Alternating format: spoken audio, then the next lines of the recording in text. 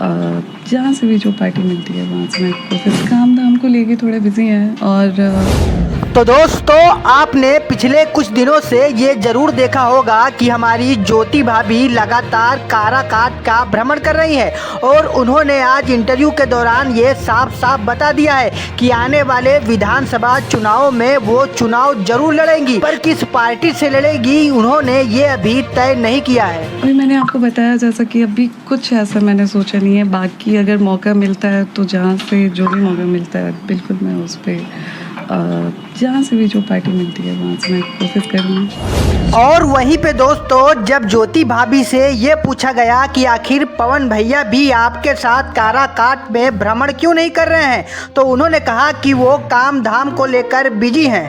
काम धाम को लेके थोड़े बिजी हैं और उन्हीं के वजह से मैं भी आ रही हूँ। आदेश उन्हीं के जी कह सकते हैं। जो भी बात है।